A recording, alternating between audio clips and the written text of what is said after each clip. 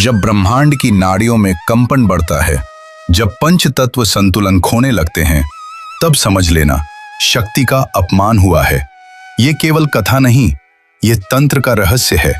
प्रजापति दक्ष यज्ञ कर रहे थे, मंत्र गूंज रहे थे, स्वाहा की आहुति दी जा रही थी, पर उस यज्ञ में आमंत्रण नहीं था भगवान शिव का। दक्ष का अहंकार कहता था, वह अघोरी, वह भस्मधारी यज्ञ के योग्य नहीं।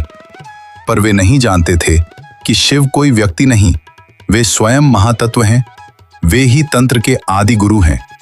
जब ये बात पहुंची माता सती तक, तो उनके भीतर केवल पुत्री का प्रेम नहीं, आदि शक्ति का ज्वार उठा।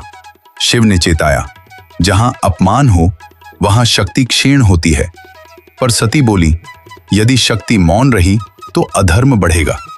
वे पहुंची यज्ञ में, पर वहां स्वागत नहीं, अपमान था, कटाक्ष था और शिव के विरुद्ध विष समान शब्द।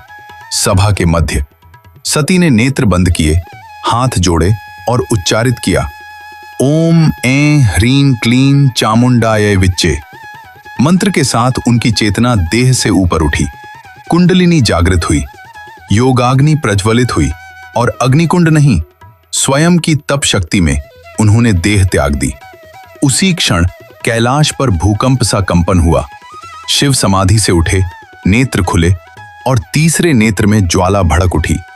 उन्होंने जटा से एक केश तोड़ा, पृथ्वी पर पटका और तांत्रिक अग्नि से प्रकट हुए वीरभद्र। हूं फट की ध्वनि के साथ उन्होंने यज्ञ मंडप को चूर कर दिया।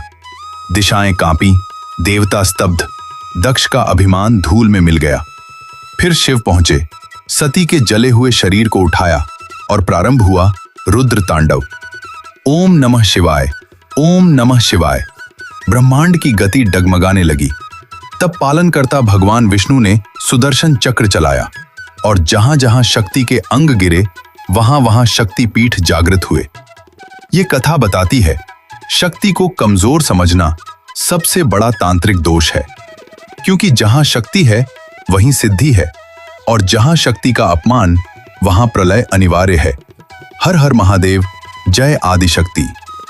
अगर आप सभी को इस कहानी से कुछ सीख मिली हो तो इस चैनल को लाइक, शेयर, सब्सक्राइब और नीचे श्री कृष्णाय नमः और श्री शिवाय नमः स्तुभ्यम या ओम नमः शिवाय कमेंट जरूर करें, क्योंकि यह शास्त्रों वर्णित है कि अगर आप दूसरों का भला करते हैं तो पूरा ब्रह्मांड आपके भलाई में जुट जाता है।